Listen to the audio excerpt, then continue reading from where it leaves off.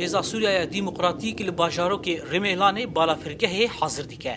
Li gorî agahiyên gohatin belavkirin ji bo bikaranîna leşkerî be ji aliyê Amerîka di çarçoveya hevkariya Amerîkî bi hêzên Sûriyaya Dîmokratîk Qesedê re di şerê li dijî Daişê. Amerîka ji aliyê xwe ve ev agahî piştrast nekir. Berdevkê Qesedê Talal Silo ji bo dengê Amerîka firekirin û hazirkirinên balafirgehekê tekez kir. Lê bi armancên mirovahî ve girê da تشبر روشة دور بيشكريني يا روجافاي كردستاني. تم التوسعة راح يتم التوسعة من 700 المهبط تبعه من 700 متر ل 1300. نها شونه داكتنا بالا فرنجه 700 متر بو 1300 متر هاتيه فرکرن. افنای واتیا کوی به بالا فرگه کا لشکری. اما دمن پیش دا و بالا فرگه ج بو ورگرتنا آلیکارین مروواهی و جنوا آواکرنه بکار بینن. جبر کو ام دور پیشکرینه. جالی ترکیه و داعش و همی آلیان و تر لسر عرضه لپیشمنینه.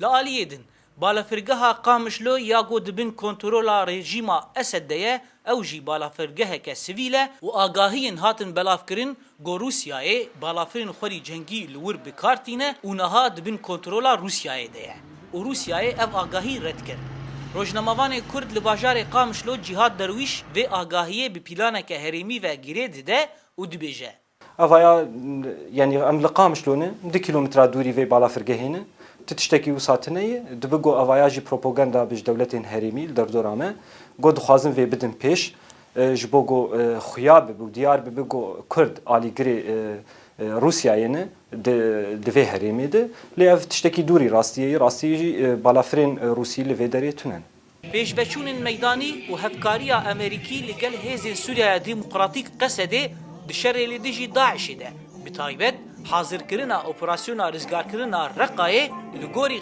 Qesedê ev hemû sedemin got di pêşerojê de dibe got pargeheke Amerîkî li Rojava hebe dema got pêwîstî pê hebe. سابقا اجانا 3 شحنات من الذخيره. بري سيدان جبلخانه جمره هاتن او بريا باراشوتان هاتن آویتن و دمین پیشتا رنگ رکفتنک دناو مذهبه که هلیکوپتر داکهون امره لبرویکی ناگرن امو امریکا ده هفکاری که استراتیجی دینه ده شارزه بین و رنگ هلیکوپتر بین جبو دابین کرنا به دوین تایبتین شارزایان افجی تشتکی نورماله ده پیوندی استراتیجیا مده لگل امریکا فرماندار شریانی یپکی و قصده تکز دکن گرشا هفکاریا هیزین وان لگل امریکا ده آستکه پر بلنده و انجام ویده سرکفتن مزن لدیجی داعشی دین بدخستن.